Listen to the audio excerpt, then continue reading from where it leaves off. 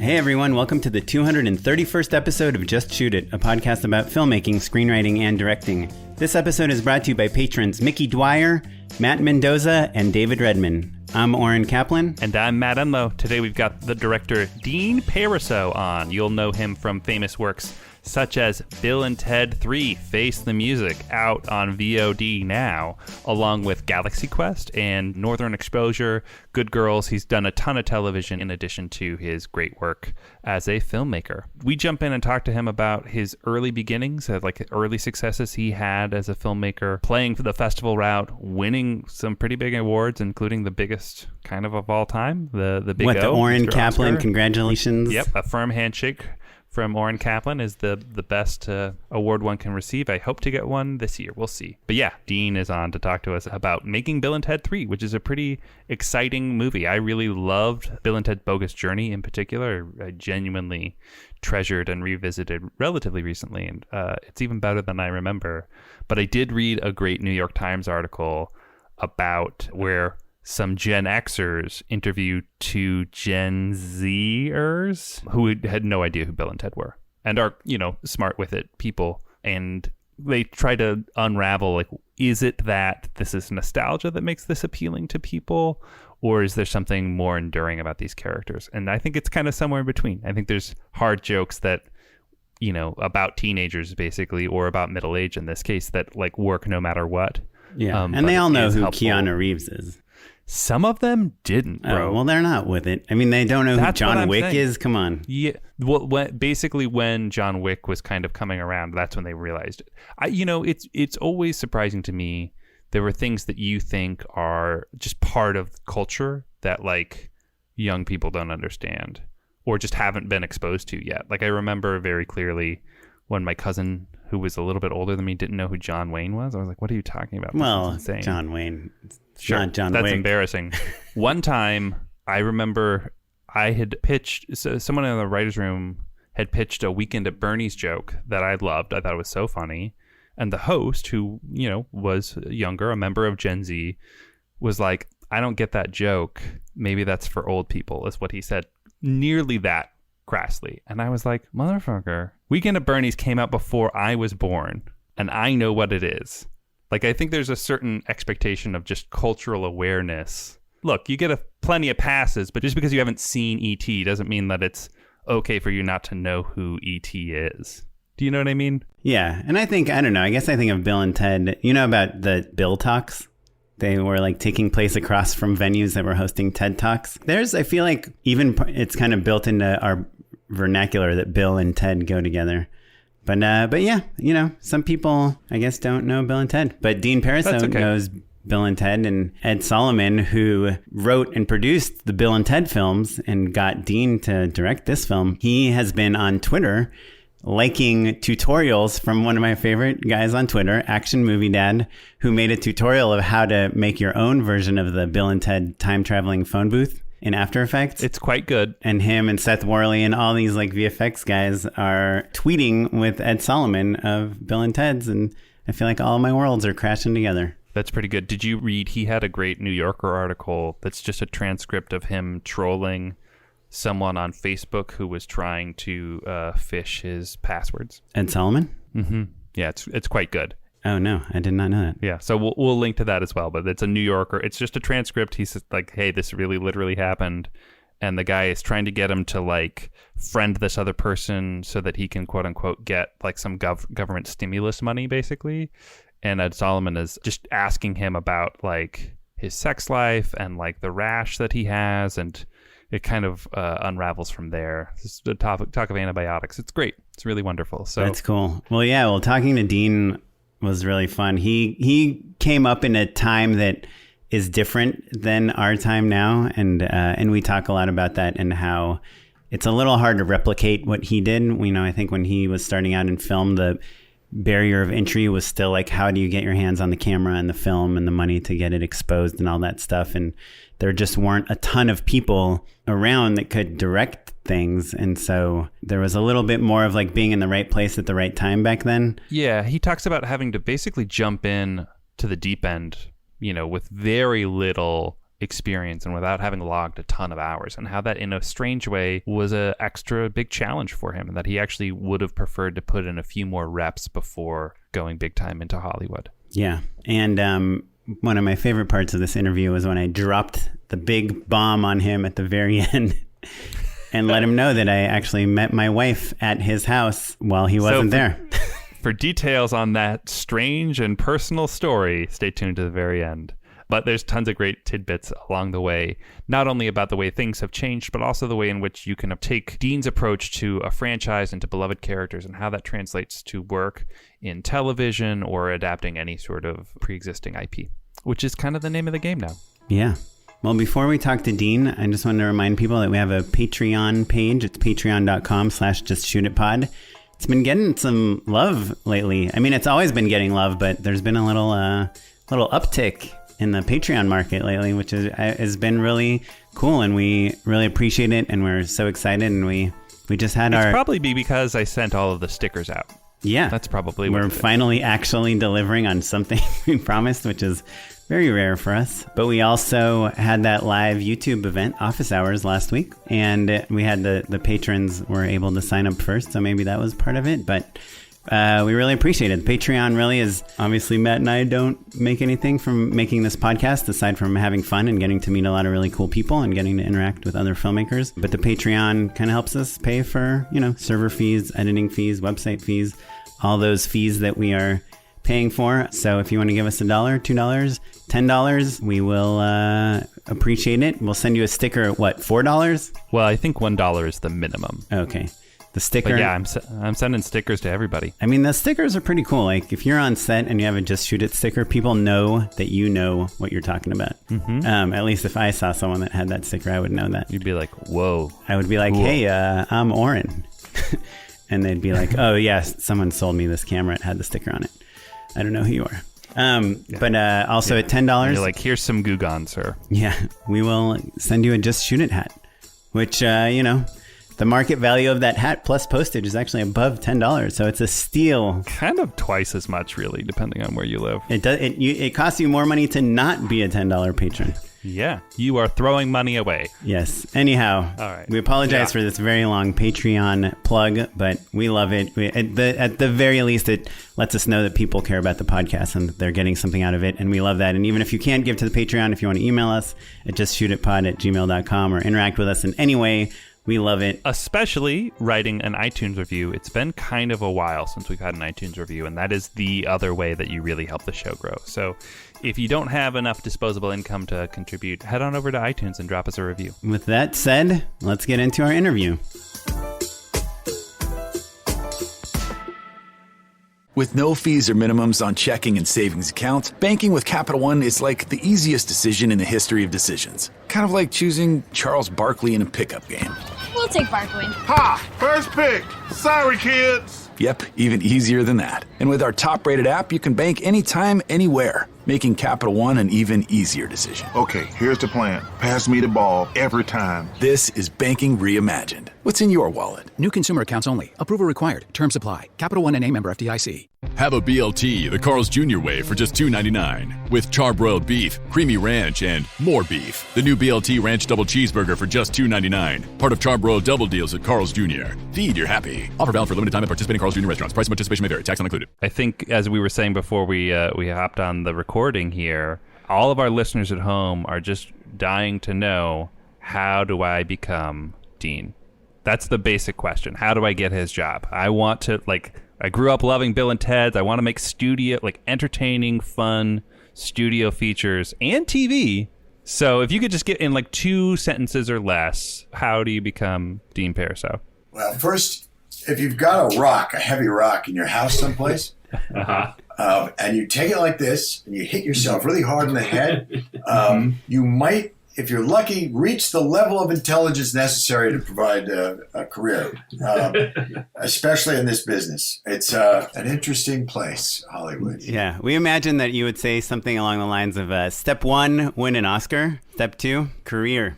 An Oscar is the worst thing that can happen to you when you've only done 20 minutes worth of material. Let's dig in on that, because I think Oren and I, we're cruising your IMDb, we're checking things out, and we see, early on, like maybe your second credit, correct me if I'm wrong, is a short film that wins an Oscar. And so I think plenty of people would be like, oh, well, there you go. That's your big break. So why is it the worst thing that could happen to you? When you've only the first film I made was 8 minutes long, and then the second one was 24 minutes long, which won the Oscar. That's not a lot of practice at your craft. It's like everything. That 10,000 hours is kind of necessary, and it's really hard because unless you make movies, you can't quite figure out how to make movies. And I still haven't really figured out how to make movies. So when you're rewarded right away, you get launched into this environment. You're probably, being that I live below 14th Street in a hovel in the Lower East Side, probably not all that set up for. But it was quick. I got launched into this town. I remember winning the Oscar was like being in a car accident. Because I didn't have any connection to that Hollywood of that time. And so, you arrive at the Oscars and, there's Jack Nicholson sitting in the front and you're like, what? Please don't let me win. Please, I can't go up in front of a billion people and talk. Please, please, please. So it was terrorizing. So you just have to have really bad luck. I had horrible luck. Yeah, I know this sounds like the stupidest thing you've ever heard. But I'm curious though. So after you win the Oscar, right? And you're going on all these meetings. What are the things you wish you had or wish you could have done differently to prepare yourself for those first few conversations, right? You say there's no connections. Is it like, you're lacking the acumen to deal with a business situation, or the connections? What is it? No, I mean, I've spent my childhood trying to make little movies, and all of a sudden I'm in grown-up Hollywood, and it's intimidating. Also, I think the thing that I had expected I would do was, I was starting to be in that sort of independent world in New York City at that time. So that was the beginning of the Coen brothers and Jarmusch and, Tom DiCillo. And we were making independent art films. And then all of a sudden I'm in a big commercial environment, which is completely different. I'm not out there begging for cash. They're saying, here, we want you to go make this. So the next thing that happened was because HBO had paid for the short film. The second short film was with my friend, the comedian Stephen Wright. So then I was offered another movie by HBO with Jeff Goldblum and Kristen Scott Thomas, which I just blindly stepped into. I would say the thing I wished I had done was had a next screenplay. Something that's interesting about your career is you started kind of straight out of film school and went pretty heavy into TV for a while.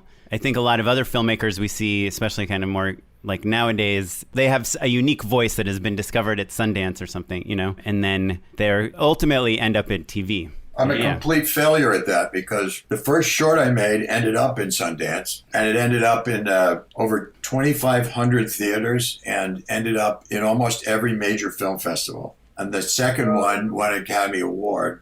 And then I was invited to Sundance as a Sundance Fellow. Wait, your 8-minute short got into Sundance, the first thing you ever made? And it started at Telluride. The first thing I got into was Telluride, and it opened the festival. And so all of a sudden, this stuff is happening to me that I don't understand at all, right? I'm just not ready for this. So I had to sort of tap dance my way through it. And then I ended up on the film festival circuit with the first one. For an 8-minute film, they're paying for me to go to Edinburgh and Venice, and it was bizarre. Back then, it's not like that anymore, I don't think. So I'm meeting other filmmakers, and where I'm heading is an independent career with a very particular voice, and the Academy Award takes me off of that. It sends me in a completely different place, into commercial Hollywood. But was your voice like a comedic voice that's echoed in kind of all your work? Or was it a totally different type of thing than where they took you to? I was labeled as quirky, offbeat, somebody who didn't have an audience that was mainstream. My first short was called Tom Goes to the Bar. And it's about this very confused man who comes in the very beginning of the film. You're introduced to this bar, and he floats in upside down in the top of the frame and has this soliloquy about not understanding his life. And then there are other bar patrons. So it was an absurd tragedy. But it was not the tone that our sense of humor that was mainstream at all, and neither was the Academy Award one. Steven is a very dry, absurd comic. He was also kind of off. And then I had another project that everyone hated, so I couldn't do anything with it. And then I'm now here and going, you're meat of the week, right? You're the brand new meat that just got the Academy Award, and you're taking to all these meetings around Hollywood. And so what do you want to do next? You're like, who's your agent? What about, it's all these questions which I couldn't answer. And the agents told me never to show the script I actually had. Right. Well, then tell us, what is that first big gig? What's your first professional directing job then? It was a movie called Framed. That's the Jeff Goldblum film. Yeah. Watching it was like watching an argument between the head of production at HBO at that time and me. Here's a scene where he won, and here's a scene where I won, here's a scene where he won. It was kind of a mess. We were making two different movies, which is the other thing you have to be careful of. People really often don't understand anything that's tonally particular to your worldview. They're reading it with their own taste and their own sense of entertainment. So it's very hard to take something that's off and get it made, or to actually bend something that Hollywood wants to make into your zone. So, and the other part of it is you're broke. But yeah, so all of that, is a cautionary tale, I guess. But eventually I went from Framed to trying to develop a script that I liked that was at Paramount. And in the process of developing it, the writer died. I know this sounds somewhat funny, but he was a lovely guy, but he died, and the project died with him. And I'd been on that project a year and trying to get the script to work. And I didn't know it, that development. Hadn't heard the words development and hell put together. Right? Yeah. Until you were in it, right? Until I was in it. And so I thought, we're going to make this movie. But then it goes into turnaround, and now I didn't make any money for another year. And my friend said, what's going on? I said, I can't get anything going. And they said, well, I'm producing this television series. Why don't you come and do that? So I went and did Northern Exposure. And all of a sudden, not only am I practicing my craft, because I've shot 6 hours in under 3 months. Right. Whereas I tried to develop an hour and a half for 2 years. I'm now doing things I wouldn't have done. I'm putting sequences together. I'm working. I'm learning the craft. You're being a director. And it happens like that. But I guess I'm interested in, you talk about Framed as like a battle between you and the producers, basically you trying to make your version of the movie, them trying to make their version of the movie, and you meeting in the middle. And I guess you kind of paint that as an antagonistic picture a little bit, but then you kind of dive into TV and you're loving it. And I guess from what we hear a lot on the podcast is that in TV, a lot of times the director is the guest, right? Everyone else is regular there. And so it's more about you fitting in with their view than the other way around. Is that your experience also? That is absolutely my experience. But when I first started out, it was not. Northern was not like that. They were up in Seattle. It was just Josh Brand. He was hiring sort of independent filmmakers from New York. The DP was Frank Prinzi, who shot my short film. Did that help you get your episodes, like knowing the DP and stuff? No, what helped me get my episodes was the short films, because it was a comic tone that was similar to Northern at that time. And that, it's at least in the first year or two, that movie was filmmaker friendly. So I didn't have that experience. I'm still trying to make their show. That's my job. Mostly, I liked those actors in those episodes and those shows. But it was more like film school, because in the process, I'm learning how to work with producers, I'm learning how to work with writers and actors, and I'm shooting things I would normally shoot. And it happened like that, and they paid me. Right. So I'm still trying to develop features and my esoteric insanity while I'm doing this, right? Mm-hmm. So it's not like you stop. Right, you're just getting paid in the interim. Practicing my craft. And I was lucky because Northern was, at that time, was smart TV, and I was doing well. And then I discovered I could go back and forth. between the two things. Yeah, that's interesting. It feels like you're so ahead of the curve in that way, right? Because now directors can jump between, a cool premium cable show and movies, and it's no one bats an eye at it. And the idea that there was quote unquote cool TV versus, just TV, regular old TV, was still a relatively new concept, And Northern Exposure was a network show, so that, I think still networks are having a harder time kind of being perceived as cool or prestigious, Yeah, back then I also worked on ER when it first started. Part of it is the first year of almost any television show is easier. If you're accomplished in any way as a filmmaker, then you have more input and say, in my experience. And then somebody asked me to do a television pilot for a show called Bakersfield. He was a friend of a friend. He was begging me to do an episode, and I did an episode of his other show. I can't remember the name of it. And then he asked me if I would do the pilot for his next show, and then that pilot got picked up, and then he asked me to produce that show. So I went from I can't get a feature started to now I'm producing a television series. You don't have time for features. Well, I did because that show went under in 17 episodes and it was gone. But then I went back. I just kept hopping back and forth. And it in a sense, I kept looking at it as a positive because it didn't really affect me in the independent world or in the feature world. And it allowed me to keep working and practicing my craft. And I always took shows that I thought I could learn something from. Mm-hmm. So I took an episode of ER because I wanted to do long wonders on a Steadicam, right? So Dean, you talk a lot about, the lessons that you learn about fighting with the head of production or learning how to compromise or practicing your craft. It sounds like you're kind of inadvertently building yourself a perfect career to do studio features, right? So I want to talk a little bit about Bill and Ted. It's the third movie in a franchise, a pretty beloved franchise, right?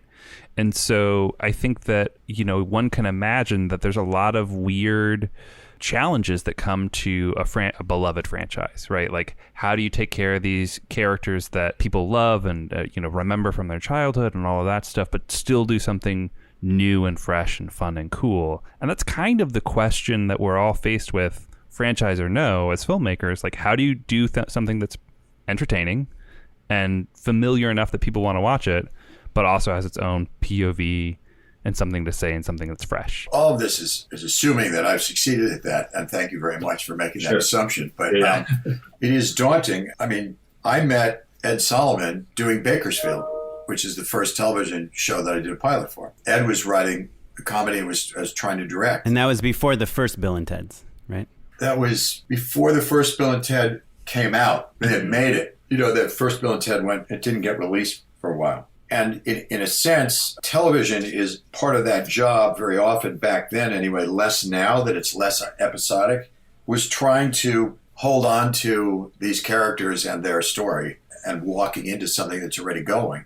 That exercise you're helped in that exercise by the actors, and it's similar here. I knew that the hardest part was to contemporize this movie. And also, I'm looking, when Ed first talked to me about it, it was like, well, the last one was made 29 years ago. This is not the way a franchise works. Right. I don't know if any movie has worked this way, where there are two popular movies 29 years ago, and now they start again with all the same people. But so the task was daunting because the 29 years ago, production design, the film language, even the acting felt like that time. And it's changed. Our sense of humor has changed in a way. Mm-hmm.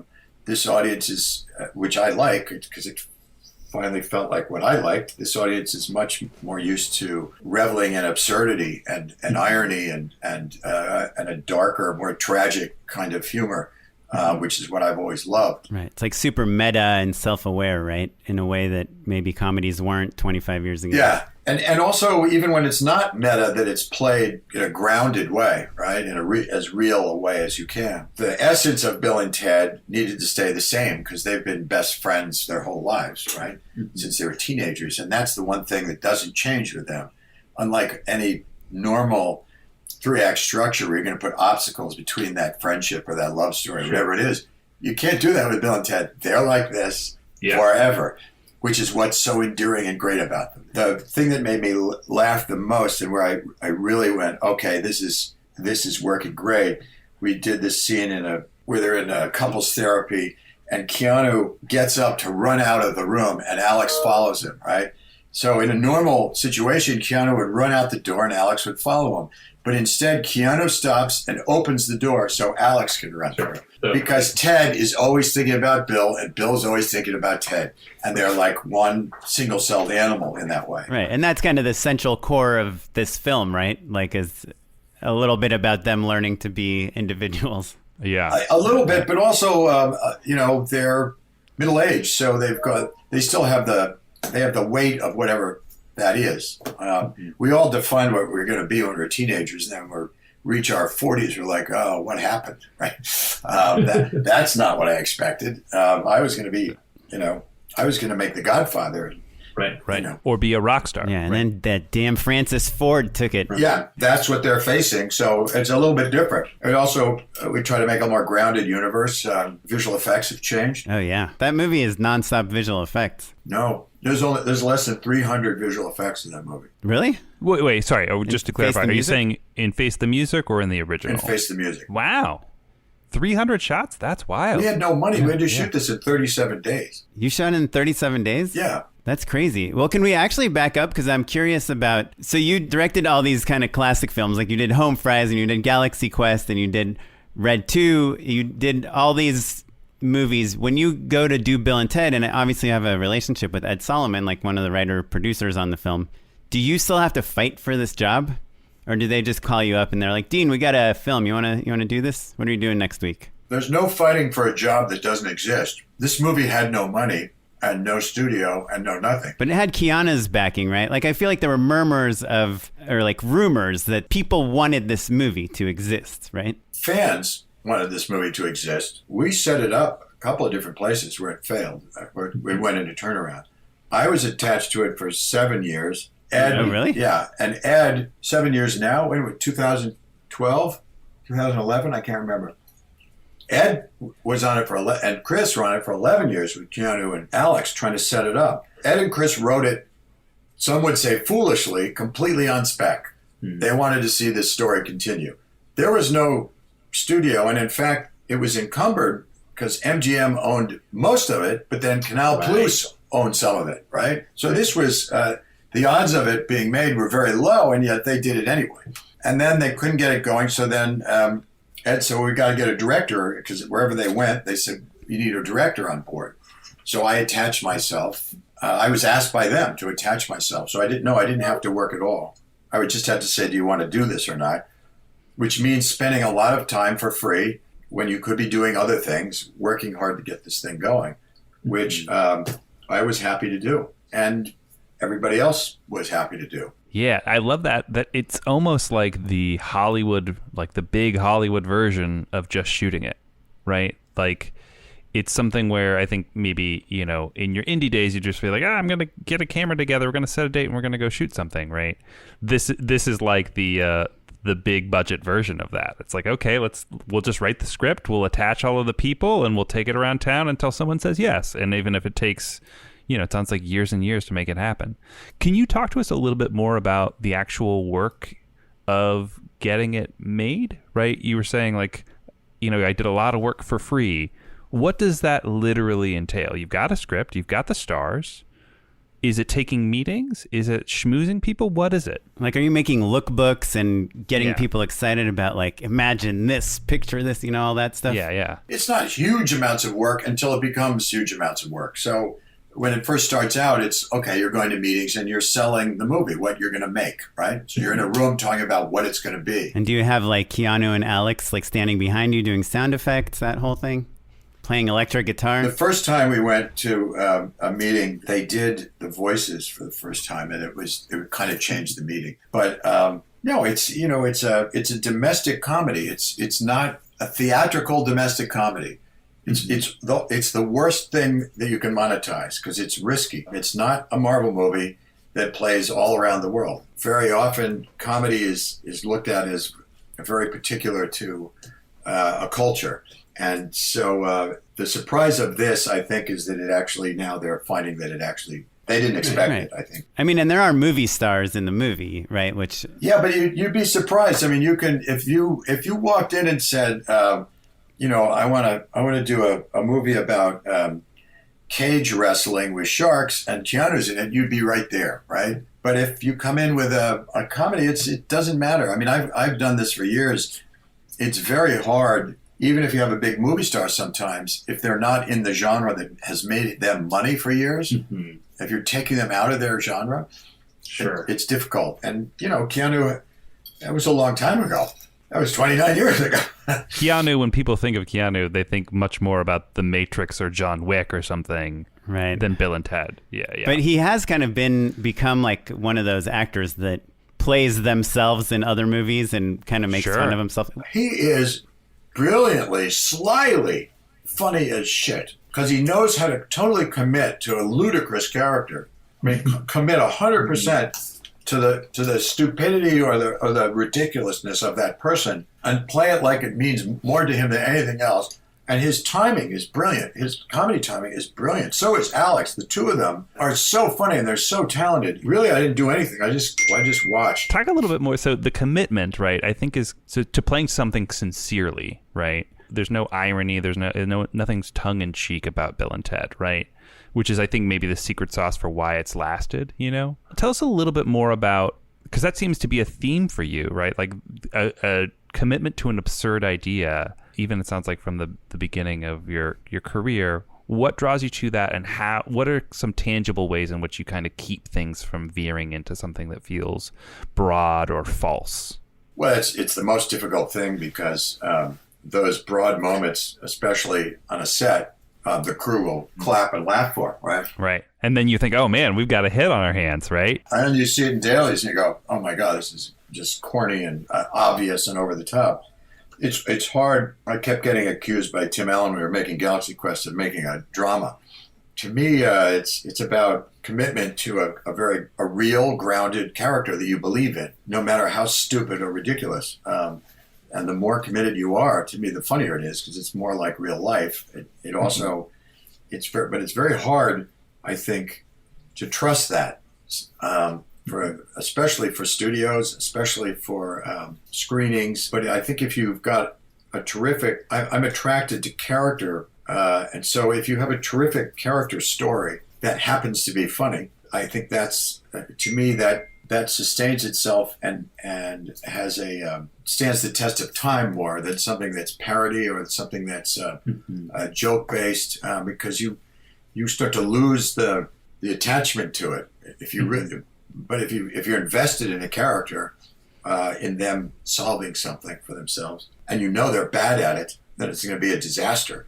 But they go at it with complete conviction, and then you watch it go horribly wrong. It's tragedy, and I, for some reason, find tragedy funny. For sure. Well, I'm curious, you know, because we're talking right now about creating tone and finding the character growth and grounding the performances so that they're believable regardless of the absurdity. I'm curious, like, you know, when you're working on a feature, all this stuff is really top of mind for you. But when you're working on TV, is that different? When you're coming in and there's actors that, you know, have already kind of developed their characters. Yeah, they know the tone, a DP that knows what the show looks like. Can you tell us a little bit about the difference in your process between features and TV and how much control you have? I was very lucky and also by design very lucky because I had enough of a feature career to have street cred when I came over to television. So I didn't care because I looked at television as a place where it was like a day job, but really what I wanted to be was a movie director. And so, but I also took it very seriously. But, you know, you have a very limited amount of time if you're doing... I was lucky I did a lot of pilots, so I was successful at starting a lot of shows. And a pilot is more like making a little movie. You're an executive producer. You're there working with the writer to cast and build sets, and it's just like making a movie. It's just very short and there's no money. And then you have the constraints of the studio and oftentimes a general audience. but it's similar to Hollywood in that way. Once you start getting into episodic, that first year is much more dangerous for them because those first 6 episodes are where that thing sinks or swims, right? Those first episodes have to be great, or it won't launch, and it won't. I mean, the whole thing is, can we get a pickup for next year? All right, that's where everybody's headed. So you tend to put the best directors you can find into that environment, and the actors are also trying their best. They're not doing well yet. They're destabilized. So you don't run into the same sort of the entitlement, the ego, especially if you had something to do with making it successful in the first place and you did the pilot. So it's easier, but as you get farther and farther along, or if I've shown up as a stranger to a series like ER, but they also knew it was the first year, and they also knew that I had already sort of established myself, and it wasn't, it was like, what do you want? It wasn't, this is what it is. They were discovering it. Most television series in that period, I would say for that 10 or 20 years, were they still didn't know what they were in those first 6 episodes. They sort of lucked into something, and now were they going to be able to continue it or not? And you start to discover who your characters are, who your actors are, what you can write to, what you can't, and it evolves. But all of that applies to when you, all of a sudden, I'm going to do Bill and Ted, because I have to hold on to Bill and Ted. It's very similar to an episodic television show. I've got to hold on to Bill and Ted, but I also have to make it my own, and I have to make it of this time. So it's like I'm doing a remake of something done 20 years ago. It's very strange. I love television. I learned everything about politics, producing, filmmaking, and writing, and studio relationships very fast in a television environment. Television is a big mouth that has to be fed all the time. Everyone says yes in TV. No one says yes in movies. The first answer is no, we're not going to make that. Because it's risky. A studio makes what? Nowadays, even less. What, 6 movies? 10 movies? Right. Yeah. They're risking everything. So imagine trying to convince them to do Bill and Ted. And do you find when you're doing like pilots and when you are, you've been directing TV for like 30 years. I'm really curious about like the longevity of your career. And, it's something that we obviously would like to emulate. Like, do you find that you're having to reinvent yourself? Like, do you shoot coverage in a different way now than you did 10 years ago? Have you learned things about talking to the actors that, like a shorthand? How have you evolved as a filmmaker? And are there any kind of takeaways that you could share with like how you approach shooting, blocking, relationships, etc.? First of all, there's luck. But also you can choose what you say yes to and no to. That's the biggest thing you have, is knowing what you have a predilection for and choosing that. So Northern Exposure, I shared that tone. I understood that tone. I knew I could go do that. If I'd done something else, I could have failed in it. So you have to have the power of no, which means you have the power of not needing money all the time. So that career is this too. It's like, I've not worked for a year and, maxed out the credit cards and then come back up again. So you do reinvent yourself, and you are constantly evolving because you're also hopefully watching movies and seeing other people's work. And then the film language is evolving all the time. We don't have to show the outside of a building now before we cut inside. You don't have to establish, right? I'd love that in writing, Dean, because there are a few people I'd like to show that to. Yeah. I'm the guy that on scripts, I'm like, I feel like we need to take a breath here. Maybe an establishing shot would be nice. Look, I years ago, I remember I was doing Home Fries at Warner Brothers, and Dee Allen was a famous editor. She cut all those movies of the 70s. She was really tough. And she was in the room because we were at Warner Brothers. This was a little tiny movie with Drew Barrymore. And we're desperately trying to cut these 2 scenes. And she says, I don't get involved with the editing, right? So finally we go, come on, Dee, just please, we can't figure this out. It's been 2 days. And she goes, okay, you guys aren't driving me crazy. Cut out here and cut in here. What she did is she took out those 2 scenes. And in fact, she not only lifted the scenes, she left before the scene was over, and she came in the middle of that scene, right? It was a jump cut. And it was because intention carried you through. You didn't need that establishing shot because you wanted to find out how is that going to work itself out. Sure. Yeah. And that's changed. Film language is now closer to what it was in movies, I would say independent movies and especially foreign movies in the 70s and 80s and 90s. Tellers is more like that now. And so it's the style of editing, of shooting, of acting, of everything else is much different. We're experimenting with everything. And some things are highly stylized, some things are completely naturalistic and real. So all of that stuff you're absorbing as you go along. And if you can find something that you have a predilection for in television and do episodic, just to practice those parts of the craft and not to worry about authorship, figuring you're going to get authorship eventually. But the best way to get authorship is to write your own material and be Quentin, right? And Reservoir Dogs, and you're on your way. That's a unique voice. He wrote it. There's no way you can take that away from him. He's not a director for hire. He's a filmmaker that has his own particular story. Well, shoot. I was just finishing my polish on Reservoir Dogs 2, but I guess maybe I'll put that back in the old shoebox. My departed wife cut all those movies, so I watched that happen too. And that is how you become a unique voice, is you establish it immediately.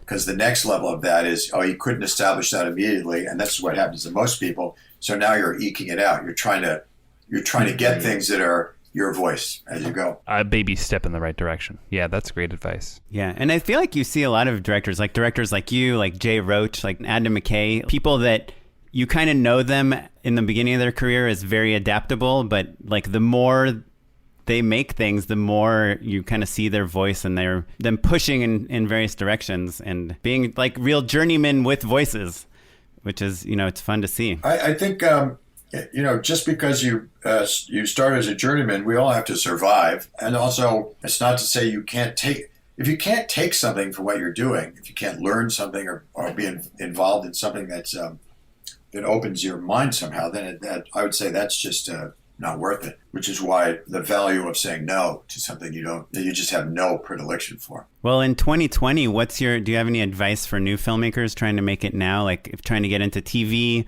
or trying to get features off the ground? Is there any advice when your cousin's kid comes into town and asks if they can like take you out to coffee and get some advice on making it in the film business? What do you tell them? It's the hardest thing in the world, but we talk a lot about making stuff and we don't make it. You have to actually make it. What defines you is, look what I made, not look what I'm thinking of making. And that's what's important. You're practicing, but you're also making something. And it is much easier to do that now than when I started. But that first short I made, I had shot an industrial for the phone company and I took the whole check and made a short film with it.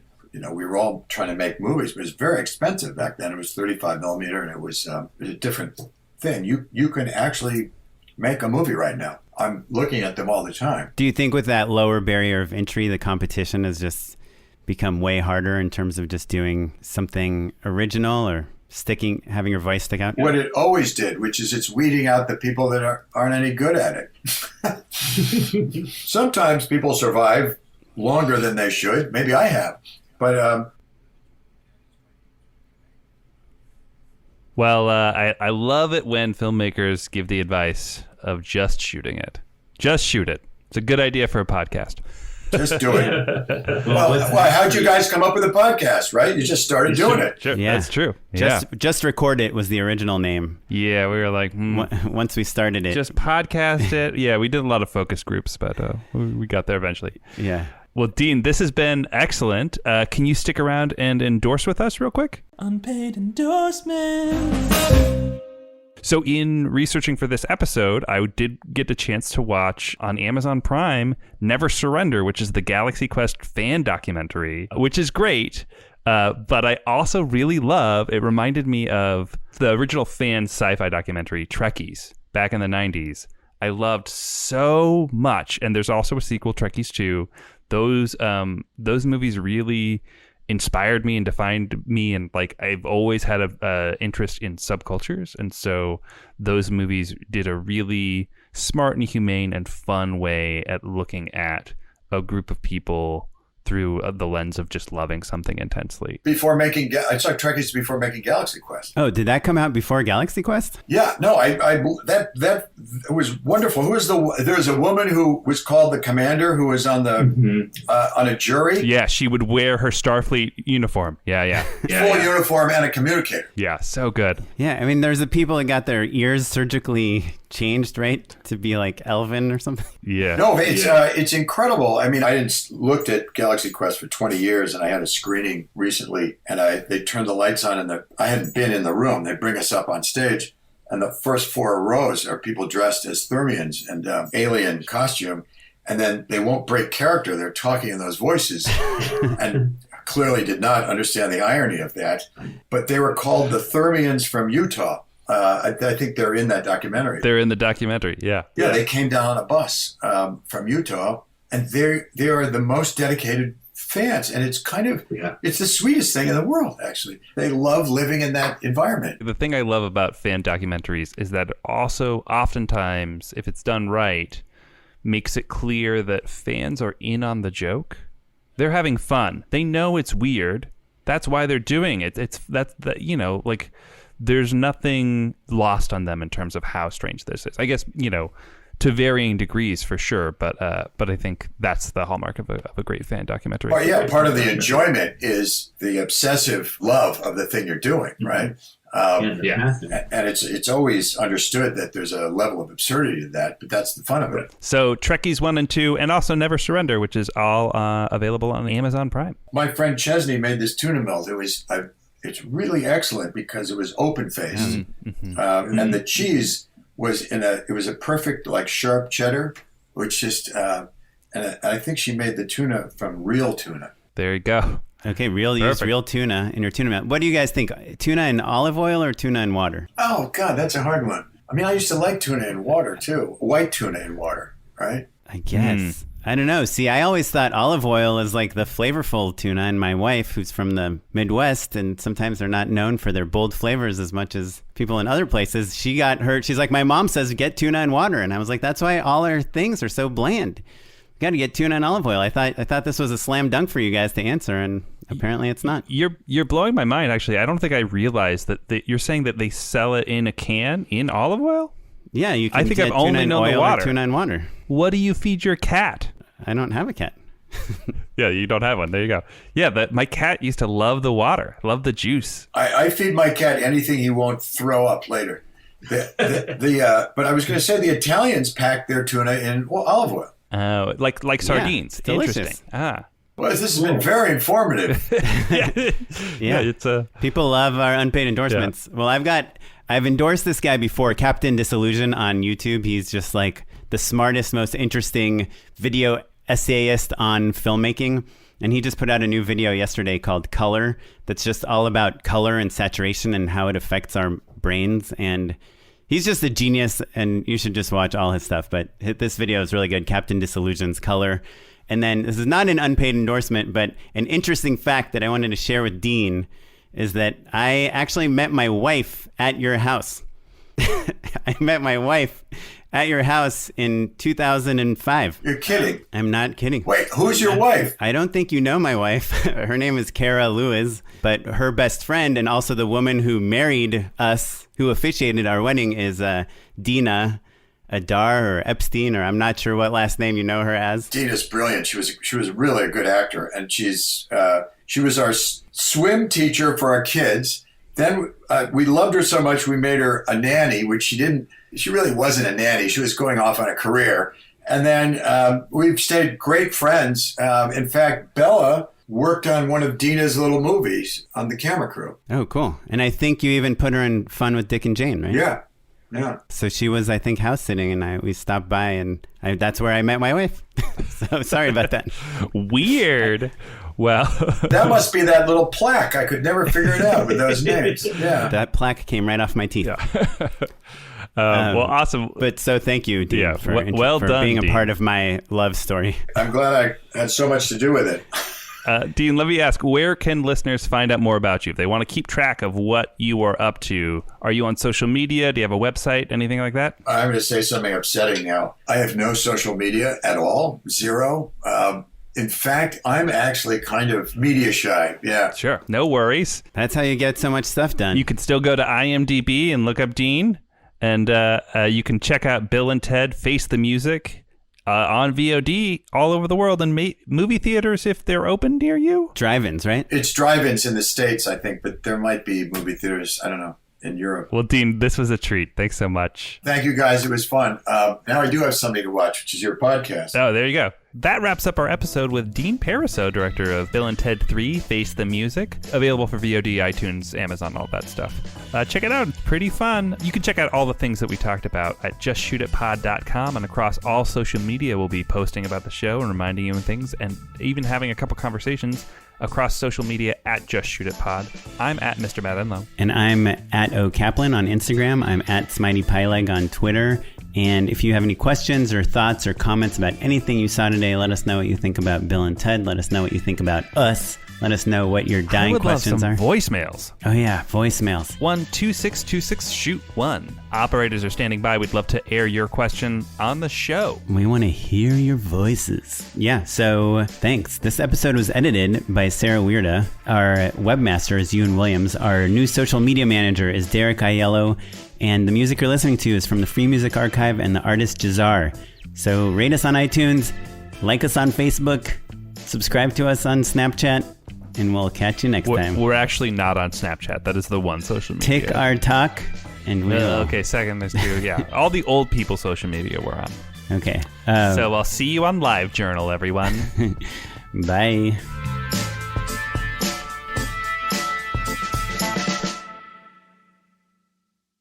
"15 minutes could save you 15% or more." Is that Shakespeare? Nope, it's Geico. Yeah, that's Shakespeare from one of his unpublished works. Oh, it be not for awakening. Nay, giveth thou the berries. For 15 minutes could save you 15% or more.